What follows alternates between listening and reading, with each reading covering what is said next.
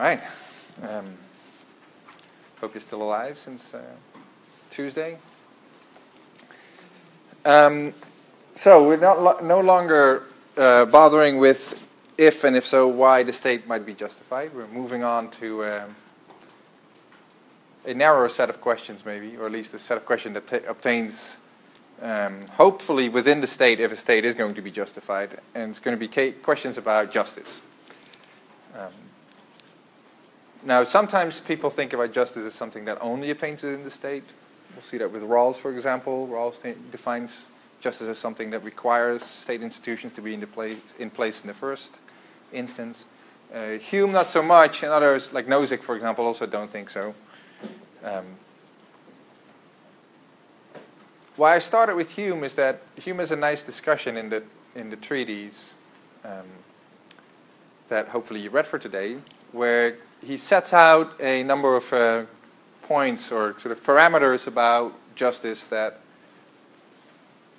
kind of set the stage or allow us to set the stage for what is going to follow. So there is an account in Hume of justice that he thinks himself is right, that has some, of course, is controversial. Not everyone accepts what Hume thinks about justice. But there's also an account that Hume offers that people quite broadly tend to follow. Rawls explicitly in this we read that one passage on the circumstances of justice. But more generally, there are some lessons there that I think are quite instructive for thinking about justice more broadly. Just for my curiosity, before we begin with all this and with Hume, what are the kind of issues that you think we're talking about when we talk about questions of justice? Like what's the topic here? We knew what the state is, right? It's sort of like this centralizing, enforcing mechanism in social life. So what's justice? Yeah, Tyler. Kind of compensating for wrongdoing, bringing about something right out of that. Good, yeah. So that could be an instance of justice, right? Where you compensate, like you correct for a previous wrong, or an injustice. Justice would be the rebalancing or something. The conception of fairness. Whether it's a little more abstract. Equality, you have to compare to which one is better. Yeah, so good. So if we're going to have, if justice consists in undoing the wrong, then there was a prior account of what sorts of things are wrong or unjust. And then, so you're saying it has to do with fairness? Fairness, and I want to be more specific, where balancing equity versus equality, because people have different conceptions of which one is more important. Equity and equality. Right. Good. So any old thing? Or is there anything that has to do with fairness is also something that has to do with justice? Or do you think is there something like... Not necessarily, but I would say in most cases, yes. Yeah. So you might think, for example, that someone who's playing a game, playing a card game and holds like an ace under the table or something is unfair, right? They're cheating at the game. It's not clear that it would say that it's unjust for them to do so, right? That they're causing an injustice, right? So maybe so justice seems to be a little more restricted, maybe a little more serious. Yeah, Will? I think it's not just like morality. I think that you said it like with the compensation. I think it's like compensation for more, like as far as like morality goes. So if something's unfair, then it's about the compensation that you're owed because of that unfairness. Good. Yeah. I think that's what. Yeah. Can anyone give an example, like what we think is like a paradigmatic injustice in our world or in history or imaginary? No, being injustice. Hume would agree, right? Hume defines justice as stability of possessions, right?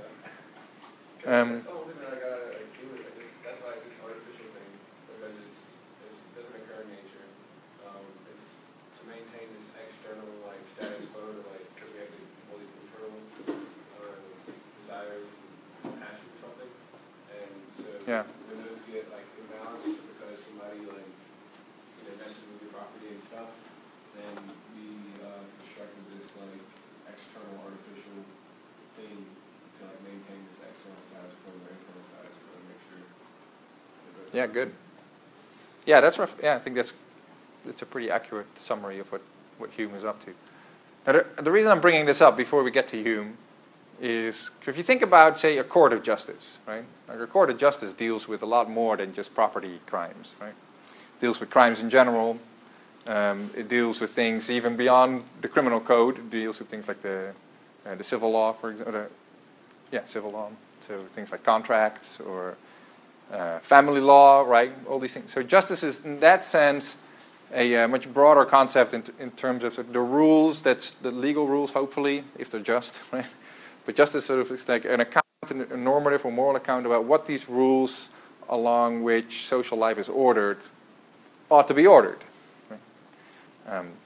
And so there are several dimensions or domains of justice, right? So you can have something like corrective justice, where, like, in a case, a wrong has already occurred, and then there are rules about justice, about how we go from a situation in which there is some correcting to do to a situation in which things are corrected, right?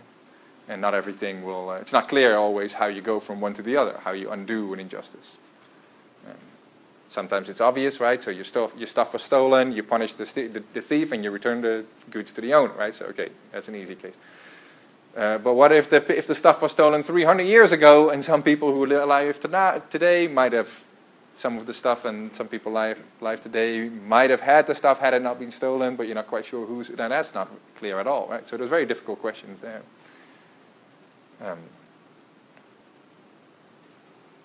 The particular type of justice that we're going to be looking at here is not all of justice, but it's the one that tends to exercise people a lot these days, which is distributive justice. Right? So that's the property, hence the property example is apt. That's the one that Hume is interested in. That's definitely the one that Rawls is interested in. He likes the term social justice, and he thinks those kind of distributive or social issues apply very, very broadly. We'll see he thinks it includes even the family and so.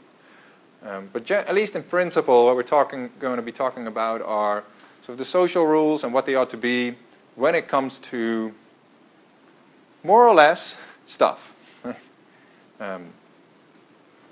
Property, possessions, but also sort of like the role of government in these. Is it just to protect your rights to property and possessions, maybe Hume and Locke seem to think, or is there a more involved role, as Rawls will see clearly thinks? Rawls thinks there's some sort of redistributive, well, there's a very strong redistributive role for government, and so on. So you keep that in mind, right? We're talking about justice at least here in terms of distributive questions. All right. So quickly, here's what Hume is up to, right? So things that we're going to discuss today. There's actually some implicit criticism. He offers a bunch of arguments. He doesn't by name discuss Locke and Hobbes, but he's taking a couple of swipes at them. And so I'll draw your attention to what the swipes are. But it's implicit in his arguments.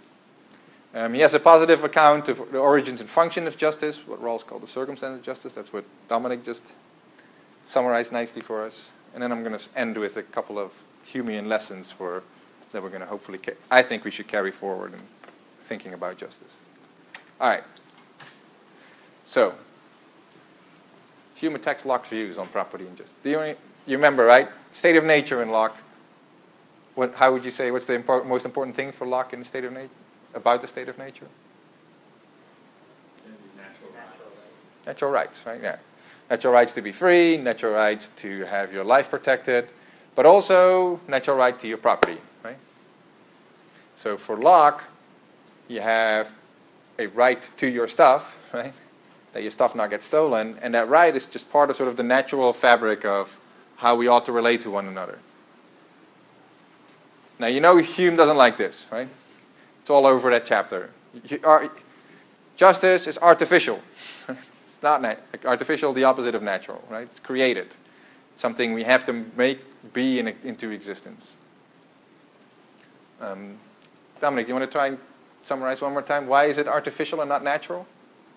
Okay, it is artificial because it's a human construct, because if we didn't conceive with the idea or artificially like create a being, that it would have never like it didn't create humanity to a certain extent. So we say it like it came afterwards. So it's like a I guess we don't like really get into it. And for that fact, humans created it as a social construct kind of thing.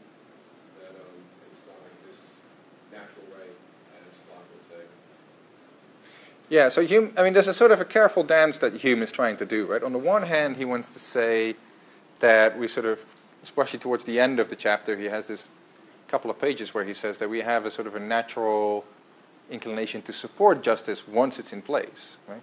And he starts it off by saying, like if you remember, he starts off the chapter by saying, oh, well, how unlucky are we human beings? We're so different from animals. Because if you look at the animals, turns out whatever they desire, it's really nicely attuned to their to what the environment gives them, right? So the lion is a very hungry animal, but it's useful because it has these massive paws and teeth, and it can sort of like, you can like get a, I don't know what is a lion, whatever they hunt, like some, what do they hunt actually?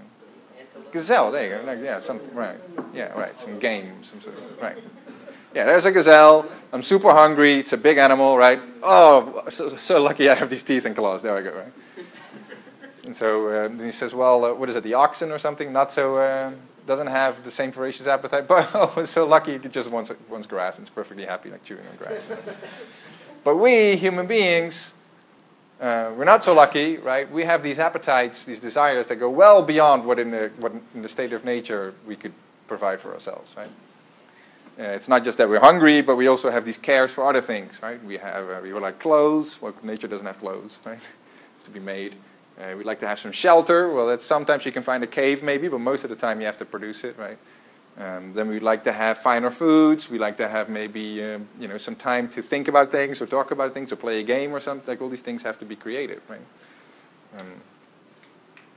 Couple of millennia down the line, you might want a laptop or something, right? All these things have to be, that's a really big deal to get from the Stone Age to a laptop. That's, a lot of stuff is that. But so we want that thing, but we can't get it without undergoing some type of transition. So he does think that naturally we have the appetite to get to this situation that is made possible by justice, right? So justice is going to be the thing that allows us to transition from that crappy state of nature to this abundant civil society. That's the key difference, right?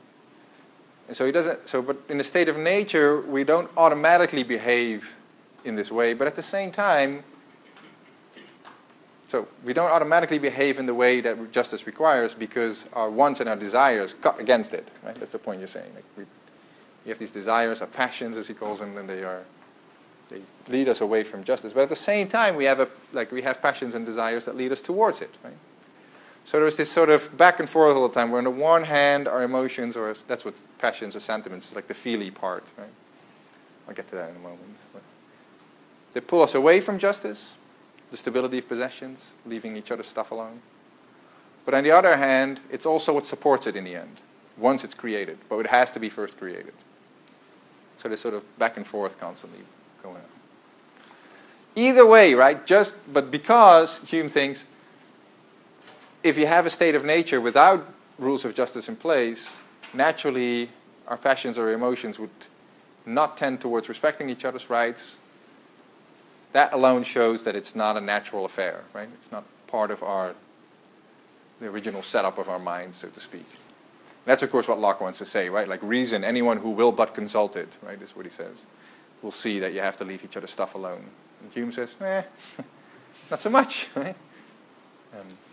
We'll get to that in some detail in a moment. So, Locke thinks property rights are natural, but Hume thinks that justice and therefore property is a part of justice. He's quite adamant about that. It's non-natural, artifice has to be created. So your natural sympathies do not move you directly to pursue what he calls the public interest or maybe the common good, like something that justice does. So we have to do it indirectly through a system of constraints. We accept these constraints on our own, what we want all the time. I always want more, right? But I can see that if I restrict my wanting more, my own maximizing behavior, I can overall get more in the end of the day or over a lifetime or whatever. Right? And so justice is what gets me away from the problems that are caused by wanting more now, right, to a situation in which I can get just more overall. That's the idea. But that's the dance, right? So on the one hand, it's the passion for more now that's causing the trouble. On the other hand, keeps justice in place is the fact that I like getting more. All right, so if justice is artificial, it cannot be the case that property rights are the building blocks of justice. This is his attack of Locke, right? So Locke says state of nature, property rights, and then we have justice that's built up out of respecting these property rights, and then that's what the state has to do when it maintains justice. Not so, right? It's not that you have these building blocks of property and you construct a just system out of that. Instead, you start with the broad idea of justice, and property is going to be one part of it. Now, it's going to be the most important part, clearly, for him, right? Because he thinks justice in general is about stability of possessions. But he thinks, just conceptually, the latter, being property rights, are altogether unintelligible without first understanding the former being justice and stability of possessions. And so the origin of justice explains that of property. Locke got it all backwards. Right. All right. Quick piece of background on Hume. How many of you have taken an intro to ethics here? Yeah? Okay.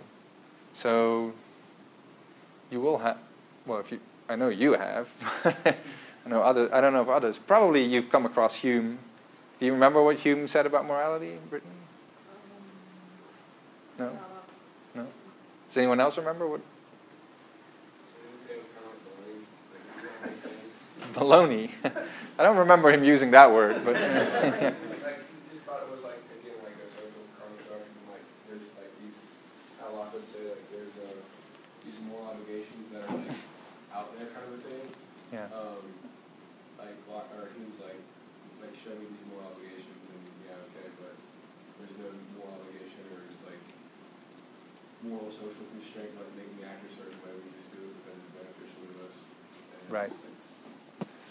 Well, yeah. So the argument is sort of what you're saying is what we come up with as our morals tends to line up with whatever is most convenient for us to do. Yeah, I'm not 100% sure this is the right description. So I mean, you're right that he debunks. I don't think he was a big fan.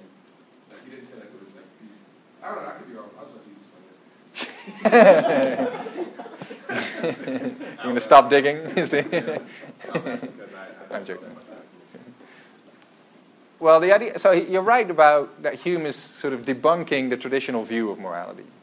So the traditional view of morality is very much sort of the way that Hobbes, Locke, and Kant think about it. Which is sort of the source of morality is reason. It's your thinking capacity. That's how we understand what is ethical. And Hume says, no, not at all. It's actually, so he divides the brain into two parts, sort of the belief part, which is sort of the thinking part, like beliefs such as like I'm sitting here, right? This is a table, but also what he calls relations of ideas is sort of your logical reasoning here. So if A then B, that's sort of like premise 1 in an argument, premise 2, A, then it follows, we can derive from that B is true. So that kind of reasoning, very simple,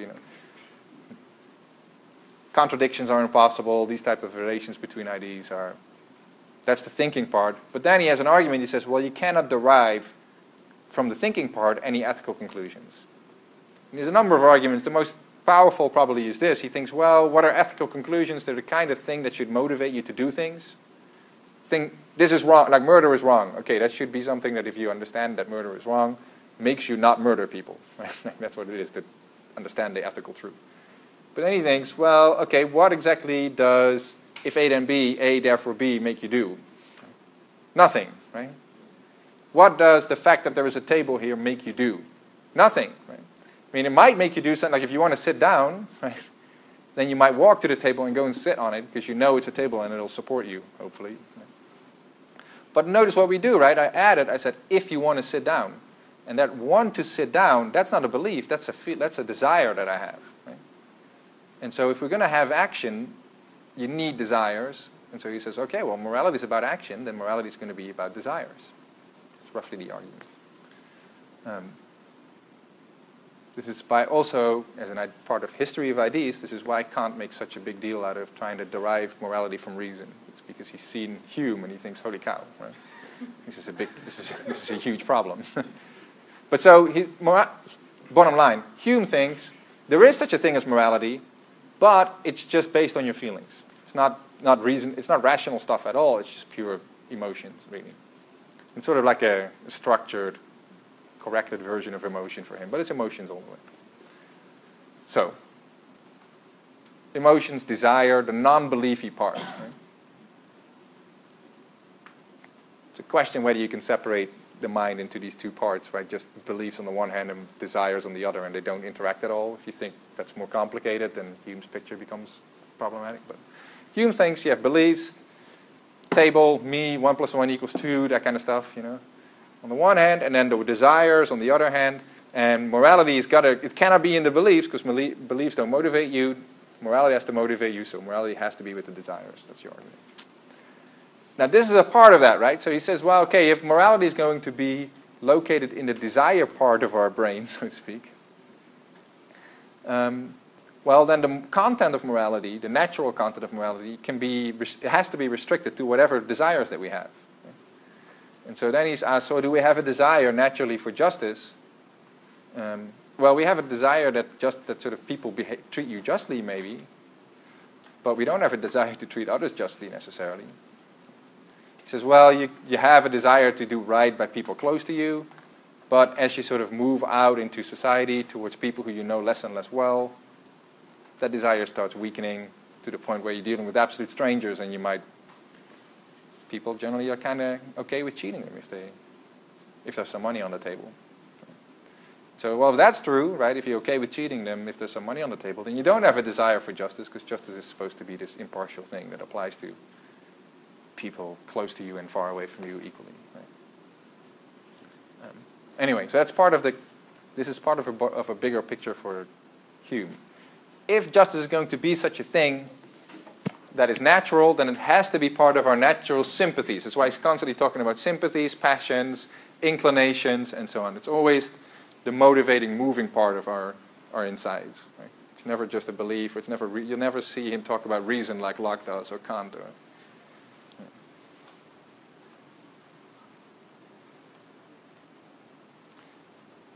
And so if you don't think it's part of reason, and it has to be part of feeling, sympathy, and so on, then the natural part is only the part that's naturally part of our sympathies, and justice is not. So that's the reasoning that's going on here. All right, is this clear or not? Covering a lot of ground very quickly. So. Okay. All right. So here's him against Hobbes. So against Locke, he's saying no natural justice; it's all artificial. Against Hobbes, he has a nice argument where he says, not mentioning Hobbes by name again, but it should be quite clear when you're reading it. He's talking about Hobbes when he says the problem of justice is not due to people being egoists. Right? So some people think that we are naturally egoistic. He says no. It's not that we're selfish in the sense that we care more about ourselves than others per se. The problem of justice is something else. He says actually we aren't that selfish.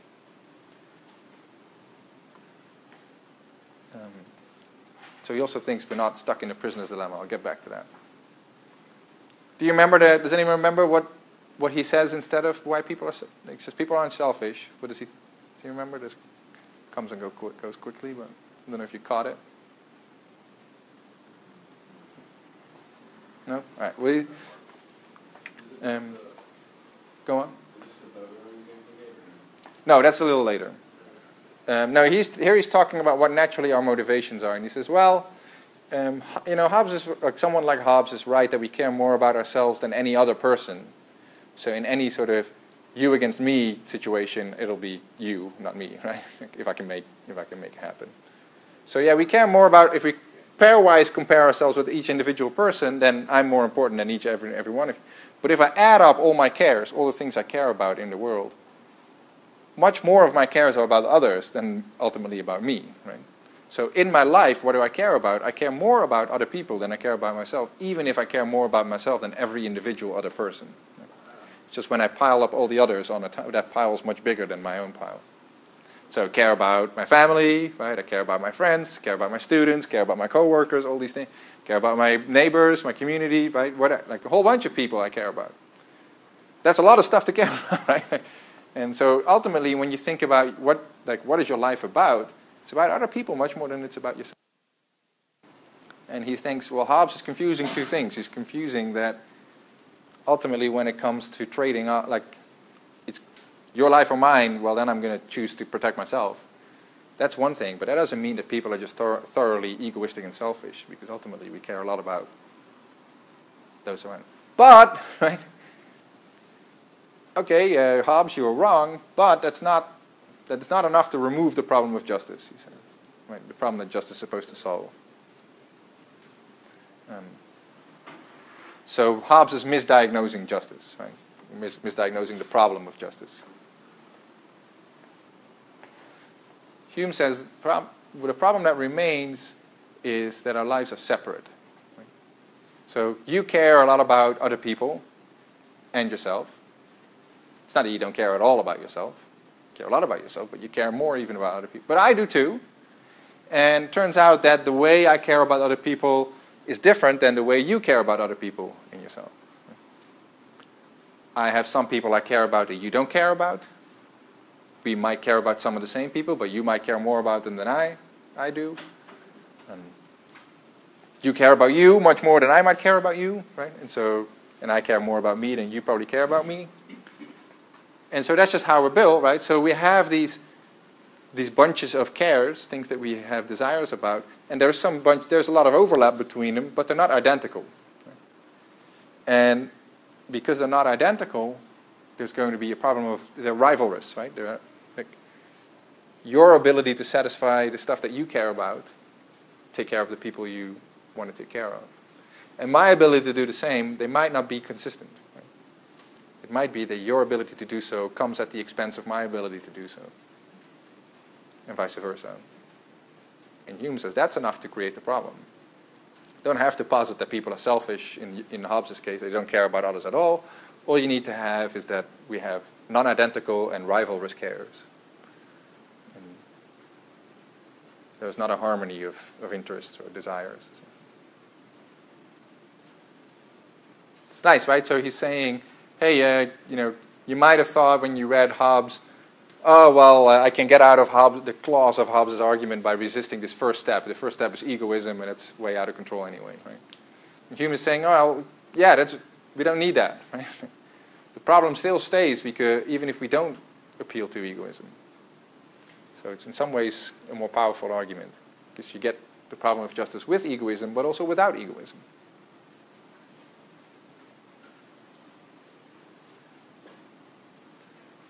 So he says this difference, this is the quote, necessarily produces an opposition of passions, a consequent opposition of actions, which cannot but be dangerous to the new established union would be the new, like our community.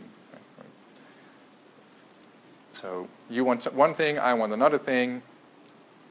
They might not be compatible, and so now we have a conflict looming, and this is a problem. Right? Seems like, yeah. Well. Well, good, yeah. So politics is a realm in which things are not done the way that Hume thinks justice would operate. In politics, things really do come, one person's gain really comes at the other person's expense. And that Hume thinks that's a situation where there's a problem, and it's a problem that justice can solve. Now, maybe the most sympathetic way to put it would be this, right? In some parts of life, right, we can transform a situation in which your gain comes at my expense and my gain comes at your expense by imposing rules of justice. But then there are other parts of life where you cannot do that. Right? And so maybe in those parts of life, politics has a role to play, because that's the best way of dealing with the fact that it is rivalrous in that way. But yeah, it's a nice point.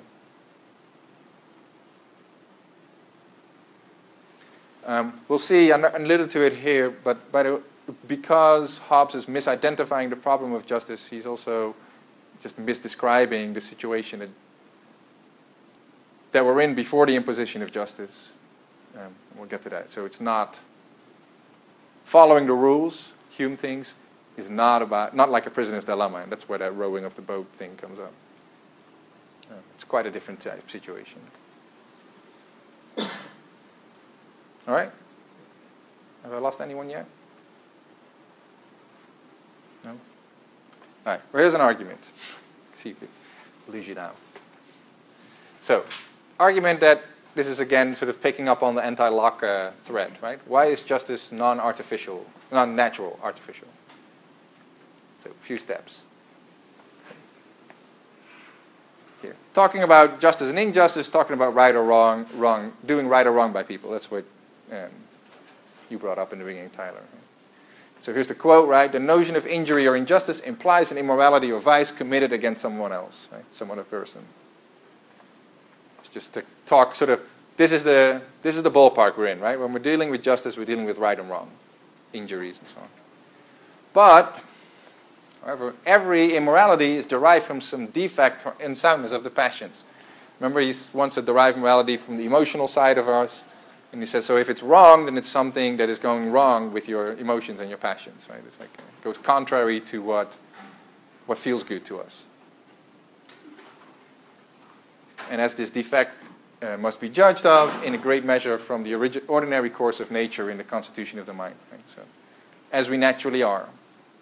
So Hume thinks, for example, when we kill someone, we judge that to be wrong. Why? Not because we have some sort of elaborate reasoning thing going on, but because it feels bad. Well, how does it feel bad? Well, we sympathize with the plight of the person who gets killed. We see that that something is happening to that person that would hurt us, that would upset us, and we feel this hurting and upsetting, and that feels bad, and so we disapprove of it because that's disapproving is the feeling bad. So, okay. So Hughes doesn't believe that they're kind of like natural ends, like Locke does. Not at all. So, but then when we feel that. You think basically anything, for all things that Locke believed, Hume thinks it's not true. More or less. I just understand, like, when Hume says that the reason that we think that, like, killing someone is wrong is because we have, like, a gut instinct that, like, we see someone else hurting. You've got feeling, right? It's like really a feeling, yeah. Yeah, so I guess I'm trying to, like, do what Hume says, and I'm trying to find the, like, reason behind why you would feel that way, but so humans, like, what would humans think, like, why do you feel that way? Why do you have that unselfness unless... Yeah, good question. If that makes sense. Yeah, so good. Hume owes you a story, right? You can't just sort of say it without explaining why it would be that way. So in some ways, his answer is, that's just how we are. Right? We are built as the type of creatures that we are, sort of the human animal or something. We're built to feel bad when we see certain wrongs being done to people. We are built to feel bad when somebody gets beaten up. Right? That's just your natural inclination. Now, he has an account of why we're built that way. And he thinks, that's the story I was just trying to really quickly say. He says, well, we see the thing that we see one person punching another and blood coming out and stuff, and then we know that when blood is coming out, when we had blood coming out, that really hurt us. Right? And so we see this is very similar, and so in our minds we associate what is happening to the other person with the thing that felt really bad for us, and that association triggers our feeling. Sort of, it's like a memory almost, like being, not quite, but yeah, right, exactly, yeah, and that's morality is basically based in your empathy. Yeah. I guess, like, I feel like there's a strong connection between empathy and natural rights. Right, well, so part of Hume's story is going to be that empathy is limited, right? So we only have that empathy in some cases or with respect to some actions, and with other things, and we have it only with respect to some people. Right? So maybe any person getting beaten up, isn't it Hume that you have the quote with the Chinaman? What is it? It's Smith. It might be Adam Smith. So Smith the theory of moral sentiments very similar to, well, he develops in much more detail Hume's view. But anyway, there's this quote where he says, you get really upset when you see one person like close to you trip over and fall and then have a nosebleed or something. But then there might be 1 million people in China starving and it doesn't really do anything to you, right? And it's just, so you can't see, yeah, so it's too far away, you don't know them at all, and you kind of know, like you know the facts. So if morality was about belief and thinking, it should be just as powerful, but it's not, right? And so he says, yeah, it's just empathy, but our empathy is very limited. And so you can't find justice in your feeling part because... That was the 18th century. It may well be technology in the 21st century makes us more empathetic to, Right, right. because we can see the blood. Yeah, you could have a webcam in Ethiopia or something. Right?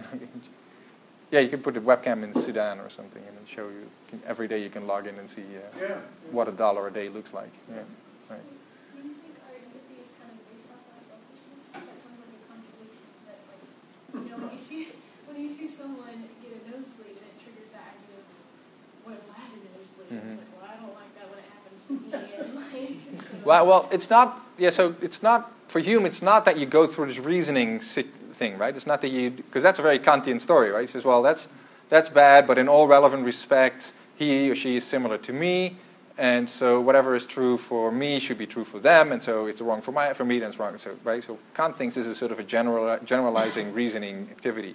That's not at all what Hume is. Hume thinks just our emotions work that way, sort of subconsciously or something. It's not a reasoning thing. It's just the way your emotions work. You see someone and you associate the feelings with the other, and then that's... Am I doing this right, Terry, or not? Yeah, I mean, the appearance of reasons might be because there's such a similarity of feelings Right. in the species. Because intuitively, when I say, well, you know, you like pink, I like brown or something, but there's enough uniformity of feelings among humans that gives the appearance Right. of reason. But it couldn't be just reasons, because then you would feel the same with the China people, right? And you don't, says Hume. Like, you know, tragically, but you don't. And so that's supposed to be evidence for why it really is just your feet. Now, so it's not selfishness, it's just how you're built, right? It's whatever pulls on your heartstrings. So, Hume's is kind of Now, so, and Hume does describe it as we are naturally selfish at times. But what he means is, when he talks about we are naturally selfish, we'll get back to that later, but he means is not selfish like Hobbes says, right? But selfish in the sense that we don't care about others so much that we would do for others. We work so hard for others as we work for ourselves. So there has to be something in it for us, right? We can't just live our life we can't just live our lives so to work for others at the expense of us all the time. We do care about ourselves, not only about ourselves, but we do care about it.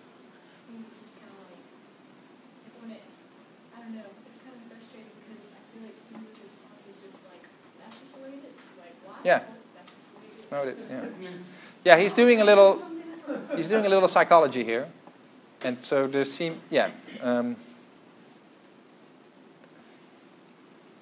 Kant would like what you said, but yeah, he's doing some psychology, and he is saying sort of like, well, if you're talking about natural morality, right, then we're asking about how we are naturally, and if we're to believe Locke, then naturally we have reason, and then we'll see about these rights and so on. And he says, well, look around you, we don't. Right? So yeah, that's kind of his project. So it's not that Hume doesn't believe in some sort of concept of human rights. He just doesn't believe that they come naturally. They're artificially created. But Right. since it's artificially created, it's the state's job to artificially create them so people can have these rights that are protected. Yes. That can be infringed upon. Exactly. Very good.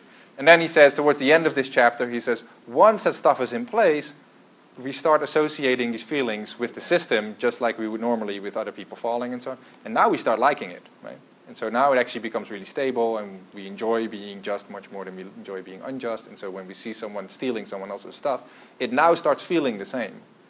But that's a transformation that we undergo, right? When the system of justice gets not in place, we see a stranger, he's asleep, and there's like his little bundle of gold is like, we'll snatch it, right? And you maybe feel bad about it for a little while, but the feeling moves away very quickly. But then when we're in society and we see this stuff happening, it's very different. Then we start caring about the public interest and so on, as he was saying on there.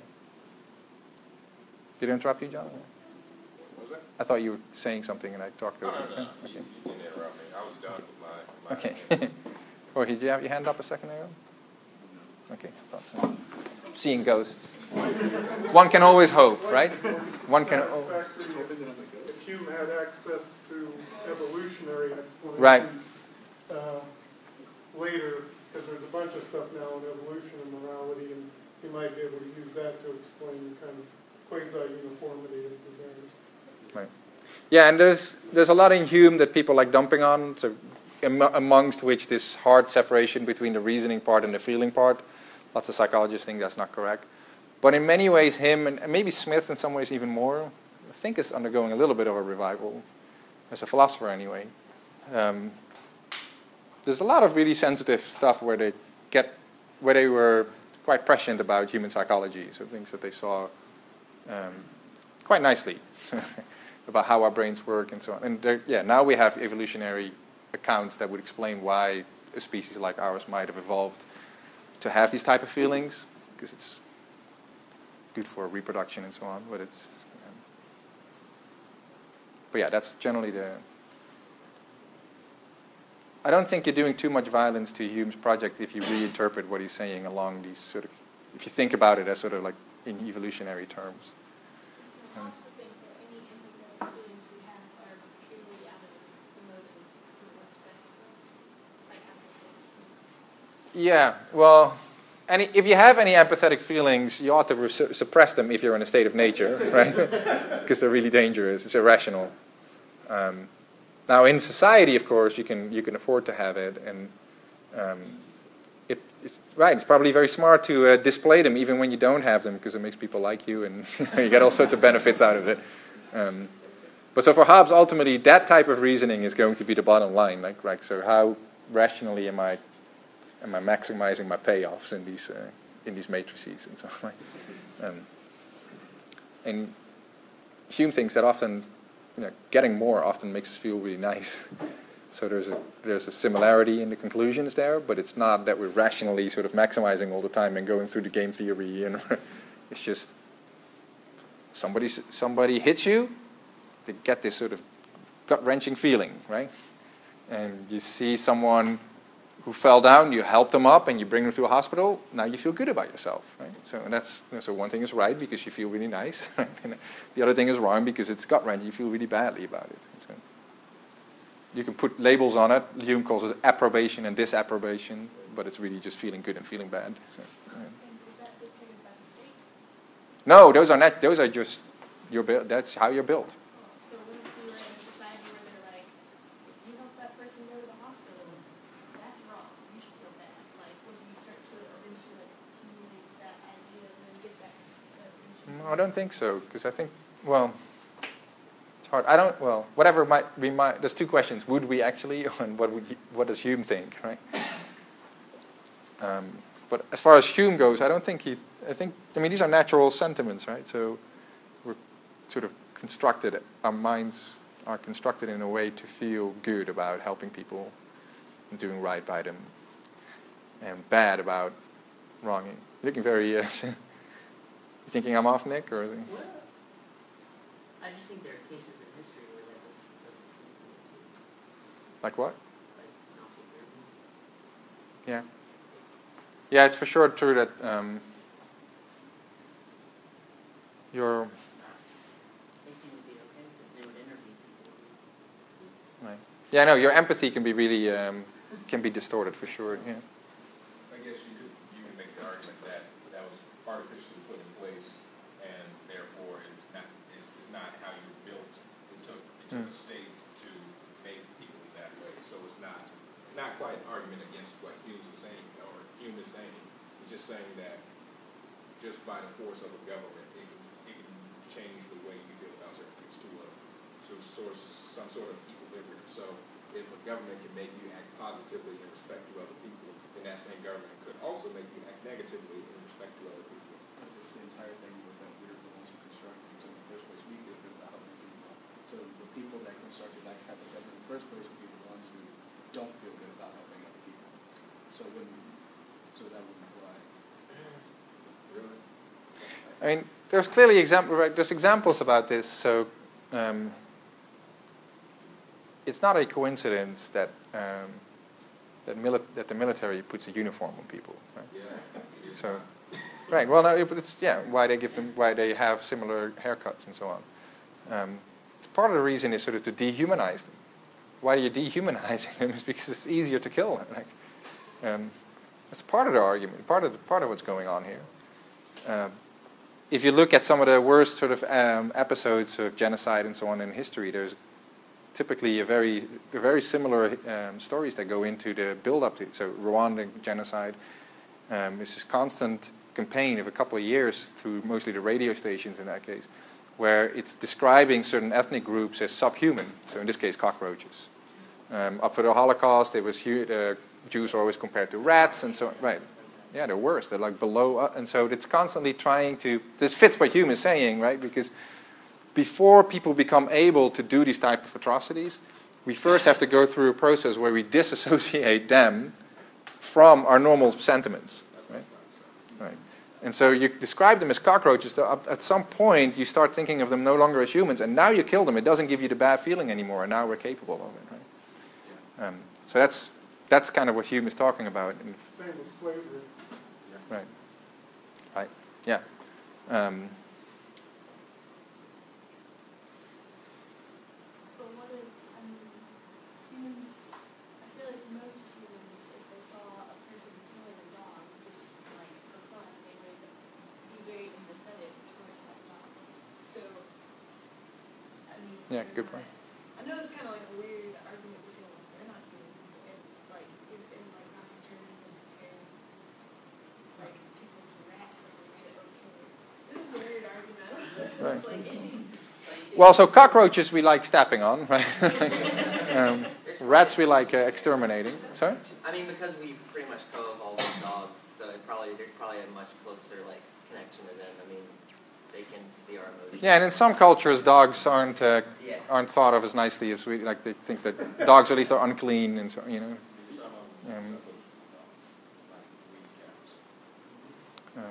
And in the Middle East, to sort of call someone a dog is one of the worst. Some countries in the Middle East, anyway, one of the worst insults you can deliver. So it might. So I mean, this works nicely for Hume, right? So it's like, well, the things that pull on our sentiments might be different here from there, but ultimately the mechanism is the same, right? So you just find whatever it is that. It's nothing special about the cockroach. It just pisses us off. Right? So if you never came across a cockroach, if you live on the North Pole, there aren't any. I suppose maybe these creatures, bastards are everywhere. But suppose that they're not living like. Suppose you're in the Inuit on the North Pole, and they don't live there, right? And you call someone a cockroach, they might not care, right? So like, I don't know. First of all, what is that? It looks kind of interesting looking creature, right? Like wouldn't be weird to them or disgusting or anything. But to us, where we have this association of cockroaches with something disgusting that needs to be get rid of, that is a very effective way of redirecting an emotion that would make us protect people into an emotion that makes us want to kill these people. Right? but doesn't the state, like, I'm guessing still kind of confused, like. So the state could do that, right? He's just saying it's natural for us to feel some way and to feel empathetic towards certain causes and certain atrocities. Right. But at the same time, the state. But yeah, but the point is you have to do something to us to get us, right? You have to talk us out of the natural inclination, right? We're not naturally disposed to just look for people who look slightly different to us and just start murdering them, right? Like, that has to be generated, so that would be the argument. So the state does have an effect and it can change how we respond in that empathetic. Yeah, as anyone else could be. Like, I could do it too if I had enough time and resources and the will to do it, right? Like, So it's natural and artificial? Like it's natural, but it can become artificially natural to us? Like, well, the feeling is natural. What it attaches to can be changed, right? okay. So and that's important for the justice argument, right? Because justice is something that we create, but then the natural feelings become attached to it. So we naturally start liking justice like we like people not getting hurt and so on. So justice is the weird thing, right? Because somebody's stuff gets stolen, it doesn't look painful. Right? There's no blood there, right? It's just, my stuff was stolen, he tells you. So there's nothing there that naturally would get that emotion going, he says. But once it's in place, now we start feeling really annoyed and aggravated about, oh my gosh, they stole his car, right? So Will, you've been very patient. Oh yeah, no, it's back and forth. It was nice. But I was just gonna say that I think you could make the argument that even in cases like Nazi Germany or cases that you would make for the same point aren't really changing like those natural feelings that you have as much as like suspending them. Like the idea that came to mind for me was for like the Manhattan Project. All the scientists that worked on it like said that it's not really like they all felt horrible when it finally went off, but making it, they just like got lost in the science and they got lost in like the patriotism and stuff. But it was just like the suspension of the natural feelings of not wanting to like commit mass murder. And then the same thing for like a lot of the mass populace of like Germany that was interviewed like after the war. They were also like, yeah, I don't know what just happened. It was kind of like this, almost like a shell shock, essentially. So like I think that you can make the argument that it's not really you ever lose those empathies as much as they can be suspended, but just by being a person, like they're so natural. I think is what humans would argue is like they're so natural that they can be suspended maybe with enough time and resources, but at the end of the day, you still have your empathies. Yeah, I think that's roughly right. And so you can redirect them, and you can change the things that they attach to, and so on. Yeah, right. You can change the trajectory. You can, but that takes work. Right? So we have a natural sympathy with other people as long as they're sort of close and similar to us. But the more different, like so, somebody who gets born with sort of malformed, let's say, right? We feel very different, and we tend to feel different about these people. This is not a good thing about us, but we tend to feel different about those people than we feel about people who look very similar to us, right? And so it's no surprise, Hume would say, that these people tend to be treated, historically at least, tend to be treated poorly, right? Because we don't have the same sympathies. The sympathies work in the opposite direction. I got to go on otherwise, because we're... And per the Nazi example, there might be individuals, psychonauts, who are just, right. They're just something wired differently, so they just don't feel something. And Hume would need a neuroscientific explanation of why they're wired differently. People, they're still present in the state that were completely against it, they still have that. Right, yeah. Yeah, psychopaths usually are defined as people who have no or very low empathy scales, right? And so Hume would think it's no surprise at all that these people are capable of the worst things, because they don't have the thing that creates morality in the first place among us. So. All right, so we got hung up on this, but basically says justice and injustice is about wrong and right. Wrong and right is based on your feelings as they naturally are, at least insofar as we're talking about natural morality. And so it follows, right, that if something is immoral or unjust, it has to be judged as contrary or a problem with the passions.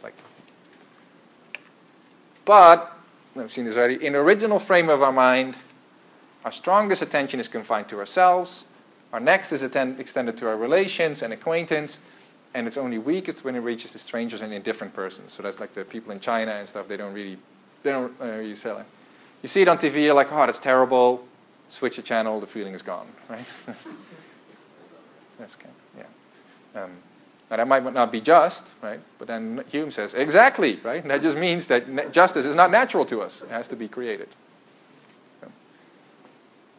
So the sum of your things that you care about, again, this is similar to what he was saying against Hobbes, right? The sum of the things you care about is more other people than you, but when you compare each and individual one, your strongest feelings about you, then you care a lot about your family, right? Then you care, but it's a little less than about you when push comes to shove. And then there is sort of like your best friend or something. You care a lot about that person, but it's a little less maybe than your family. So some people slightly different, but roughly, right? Then your neighbors, and then your colleagues, and then you go on and on and on. And right at the end is China, sort of thing, or wherever it might be. So, serving our own ends at the expense of others will not always disturb our passions. Will not always be won't always be gut-wrenching. Before justice is put in place to sort of take things from people, especially if they're strangers. But justice is supposed to be something impartial, and so then it follows that justice cannot be natural. It's not part of our original frame of mind. All right. So here's Hume's point, right? So your judgment, your reasoning part, like our thinking, is recreating something called justice that is then redirecting our passions, right? So we have our uncontrolled passions that are causing the trouble in the first place, and then redirecting them to support this system of justice. So judgment is solving a problem with the passions. All right. That was the part against Locke, right? Why is it artificial? Then now we're moving towards his positive account, which is also the difference with Hobbes. The circumstance of justice is how Rawls calls it. And Rawls has a really nice summary of the account. So, 2 ingredients. Do you remember what the ingredients are? Hume has 2 types of conditions. Rawls discusses 2 kinds of this. Okay, Rawls use conditions. Yeah. They're subjective and objective. Good. Objective and subjective. Yeah. What are the objective ones? Do you remember? The objective ones are. So I mean, just think about it. Objective and objective is sort of like about the external world. Subjective is the stuff in your mind, right? So what about the external world calls for justice? Right?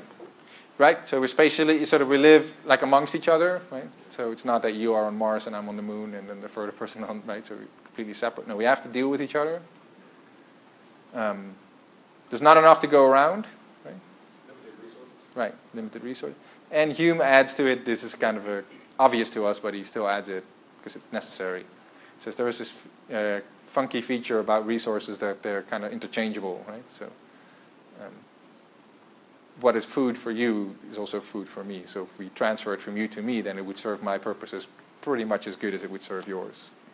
And so now we have a situation of potential conflict, right? There's not enough around, everyone can use it, and we're mixing, like, right? So it's what Rawls summarizes as, like, there's no natural abundance or moderate scarcity is what Rawls calls it. Now the subjective part is the motivational part. Right? Now Rawls gives it a little more of a thicker twist than Hume does. But in Hume is really saying that we don't have the natural motivation to just produce things, to work as hard for others as we would for ourselves. So, of course, the fact that there is no natural abundance, that there isn't enough for everyone to go around naturally, doesn't mean we're all starved to death, right? Because look at us. We live in prosperity. But what has to happen is we have to transform a situation of scarcity into one of abundance, and we do that through laboring. Hume gives sort of a proto-version, a rough, rudimentary version of the story that Smith later will give. He says you divide the labor, you don't do everything yourself, right? You do something, and the other one does another thing that allows you to become better at it by specialization, and then everyone is more productive, and that's how you lift yourself out of the situation.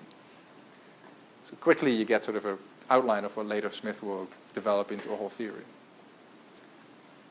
Now, so okay, that's what changes us from scarcity into abundance, is dividing the labor, working hard. Like, it's pretty hard work, right? Especially early on, if you have to work on the land and agriculture and so on, it's really hard existence.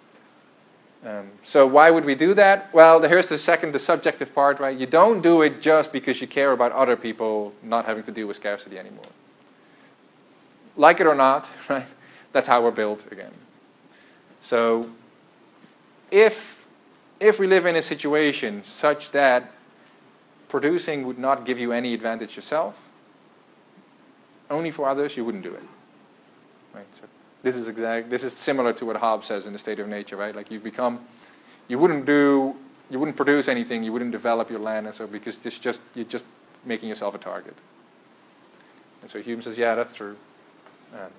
Unless we have some type of personal advantage that we can expect, we wouldn't work so hard. And so you might think that's a problem or a defect or something. Rawls calls it egoism. Maybe that's just how we are. But those are the 2 ingredients we need. So here are some quotes. I won't read through them with you, but you can read them yourself. This is the stuff about when he talks about the golden age, right? He says, oh, we know about these writers, they write about a golden age. The writers know something that the philosophers don't know. He says the writers know, because like, look, if you change these 2 conditions, if you posit abundance or you posit like pure, full altruism, suddenly all the problems that we associate with justice, they disappear. You get this golden age. But we don't live in a golden age, it's because those 2 conditions don't obtain. And so this is, since Rawls called the circumstances of justice, it's basically we need rules of justice to solve a problem that wouldn't exist if there were natural abundance and if we were perfectly altruistic. And so justice is a solution to a problem created by limited resources and limited motivations. Rawls adds some more, like limited knowledge as well, and so on. You get the point.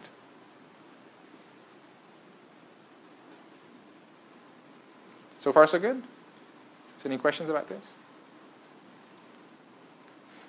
Notice what's going, why talk about this, right? Like there's an account here, it's not just a story about justice that Hume is offering, right? It's that, but it's more. What Hume is saying is, look, justice has a point, right? It's there for a reason. Like it's a tool that we invent as a species, and it's a tool for overcoming a certain type of situation. Now, if that's true, then you can evaluate different types of tools, right, in terms of how well they solve this problem. Right? And so that's why Hume thinks that stability of possessions is so important, because that's ultimately, he says, essential to getting the division of labor and to getting specialization and productivity up and going, and that's what changes the situation. But so generally speaking, we can ask about any theory of justice, like, does it get us out of this problem? And it's going to be doing better or worse, maybe, at least in one dimension. It's going to do better or worse, depending on how well it solves the situation into its opposite.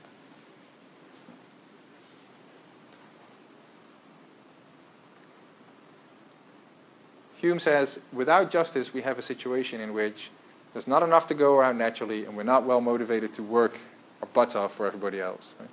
So people wouldn't be encouraged, they wouldn't be incentivized, they wouldn't have the reason, maybe, to produce without the rules of justice, right? Without stability of possession. So as anyone can take your stuff, what we have is sometimes called an open access commons. Right? So, think about the high seas and fishing on the high seas. Well, fishing on the high seas is a problem because there's overfishing going on at pretty highly unsustainable rates. Right? And by some estimations, most of the fish that we eat will be extinct somewhere around 2025. These are dangerous games to play, these projections, but that's the standard projection. Grouper and stuff like that the idea is going to be extinct by then. Why? Because we're fishing more than these populations can replenish, right? We're fishing them faster than they can reproduce, and so over time we're like depleting the stock of fish in the sea, and at some point there won't be any left to reproduce and there won't be any left to fish. So this is really stupid, right? You might think, because people who make their living fishing are destroying their own living. Right? And why might these people do it? Well, the basic argument is similar to a prisoner's dilemma, right? It's, well, if I don't fish, I can't control what these other people are doing. So they might fish so much to make the grouper or the sea bass or whatever it is go extinct anyway. Now, if they don't do it and I fish as much as I can, then the fish will be fine. There's plenty of fish in the sea in that regard. I can't destroy it by myself. So it's like the prisoner's dilemma, right? It doesn't really matter if they are responsible or overfishing, all of them together. I should just fish as much. Because if they're overfishing, let me just make it buck today, because we're going to go out of business soon. And if they're not overfishing, well, then why take the chance? Right? Might as well overfish anyway. I'm not going to destroy it. But of course, every individual party is in that position, right? And so you get these called tragedies of the commons. The fish get depleted, and everyone loses in the end. Similar to the prisoner's dilemma, right? Everyone is individually being rational, but together it's an irrational way of behaving. It's in the background here, right? Hume says when we have not enough stuff to go around, and so our desires are rival, such that when I take something, there's a little less for you to take. And we're not naturally motivated to just restrict our behavior because we care so much about each other and work our butts off. Then we get a life that is like a tragedy of the commons, where everybody doesn't produce anymore, because if they produce, somebody else might take it. And so we remain in this crappy situation. Something needs to change, and that's what justice does. Right? So we can evaluate theories then insofar as they move us away from tragedies of the commons type situations to something that solves it. Right? Hume says property is what solves it. Right? So he agrees with Locke on that, just a very different reason for it. Am I dreaming it, seeing ghosts again? I did raise my hand. I said it's similar to governments about pollution. Everyone agrees that we should cut our levels of pollution to lower levels, but it also means a reduction in productivity, therefore a reduction in GDP, which is your living standard for your country. Right. So the United States would love to cut its pollution and, make the world a better place, at least for humans, because we're bound after we all die. But China is producing. India is also producing. Right. So they're not going to cut their pollution level unless they see that we're going to do this. Again, it's like you said, sort of like the prisoner's dilemma. Right. Weapons first, okay. Now make the smokestacks just a little bit less hot. Right. Yeah, and if you don't even have to focus on these big countries, you can think about all the other smaller countries together, right? So every small country really doesn't matter what they do. Right? They can't warm the globe, but like pick one, right? Belize or something, right? Belize can't warm up the globe by itself. It can fire up all the coal plants at once. It won't be enough, right? If everybody else doesn't burn, then Belize itself, they'll just gets absorbed. Like the trees will change it into oxygen again. And so Belize might think, well, global warming stinks, but if I cut my little contribution, it won't actually stop anything because Americans and the Chinese and the Indians are still going. So if they're continuing, I should continue. Now, if they cut it back, I won't heat up the globe, and I am foregoing productivity if I cut back. So that's a cost. So that makes no sense. So whatever they do, I should be pretty. But now we have Belize, and you have Costa Rica, and you have Australia, and you have New Zealand, and you have the European countries, and you have. And so all those countries together are all just as big as India and China together, right? And so even if you could get those big countries on board, you might still not solve it, right? And now that doubles the problem for a country like America. So, the Chinese and the Indians might not do it, and then all the small countries, they all have an interest not to do it, and so nobody does it. But yeah, the end result is still disastrous. All right. Okay. This is the thing that confuses me. It's fine, but I might. All right. So Hume says it's artificial justice, but it's also a convention. He describes it as a convention entered into by all the members of society to bestow stability on the possessions of those external goods, to leave everyone in peaceable enjoyment of what they may acquire by this fortune and industry. That's what's necessary to make us work and produce, right? So we only become productive and change crappy scarcity into lovely abundance, right? When there's peaceful enjoyment and stable possession.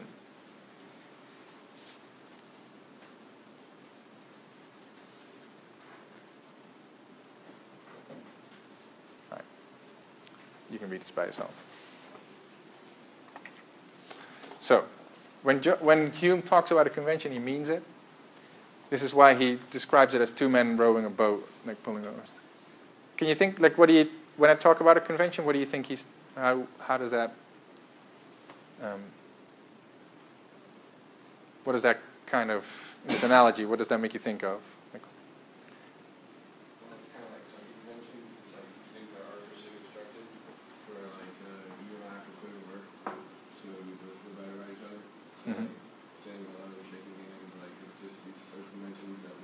Right, good. Right, good. Yeah, so it's like social conventions, taking your hat off in church or something, right? Shaking hands when you first meet someone, something like that. Now, is there something special about taking your hat off or shaking hands or something? Or could you?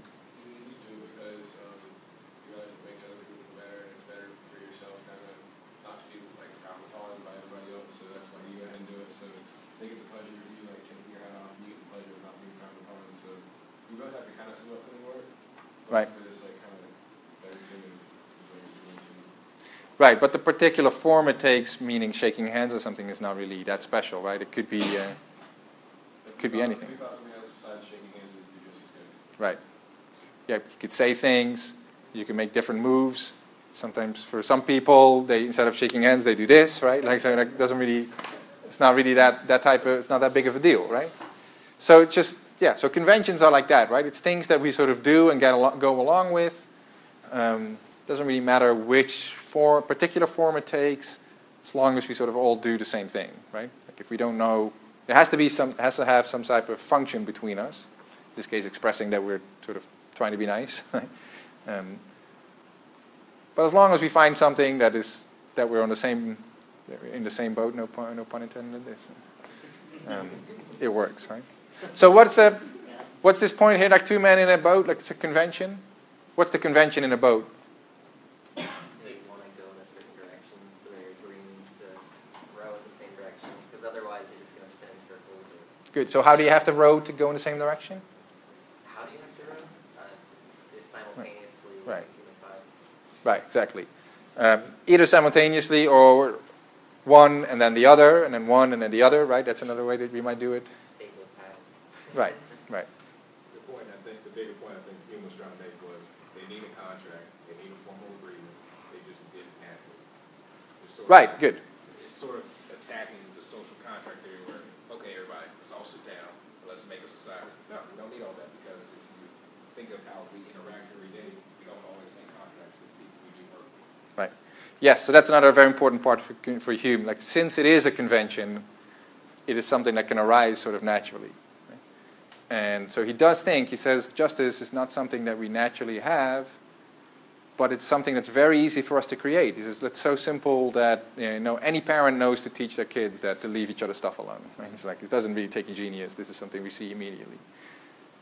And he says, so, we couldn't have lived in a situation without justice for very long, because very quickly this would... Here's an example. Let's say if you go in like rush hour into the subway, like somewhere in a big city like New York or something. There's a tunnel. It's a pretty narrow tunnel. Lots of people. Right? Some people are trying to go in. Some people are trying to go out. You'll go in and you'll see that people are walking on the right-hand side of the tunnel, for example, or the left-hand side if you're in England. Right? Could be any. Could be either. Doesn't really matter. How does this happen? Is there a contract? They all signed? No. Right? Did they all consent to it? No. Was there a sign? Sometimes there is a sign that says no, but oftentimes there is no sign. It's just some people, when it was not that busy, started walking on the right, and then other people came in and followed along, and then everyone followed along. And at some point, you have these droves of people that are just going past this. That's a convention, right? It could be the other way around. Nobody consented to it. Nobody contracted into it. It's just that's how. Now, once that's in place, everybody loves it, right? Everybody knows this is much better. We all get what we want. And so in that sense, so that's what I mean, like when he talks about justice being a convention, he means it. Hume thinks justice is exactly like that.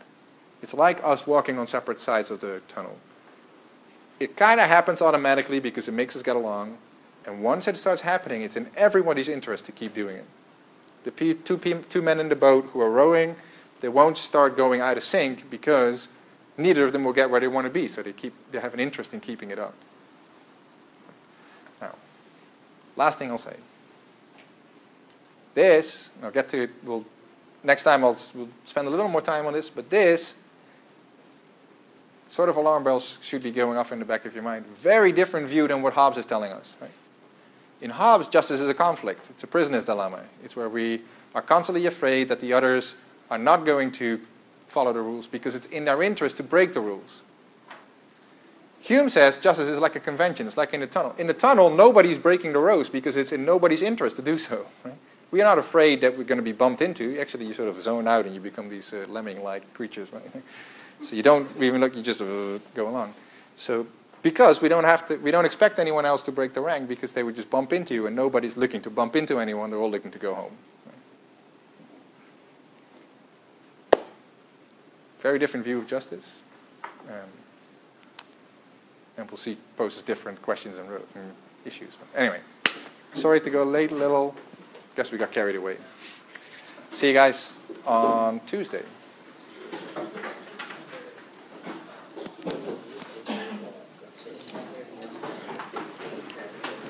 See you on Saturday.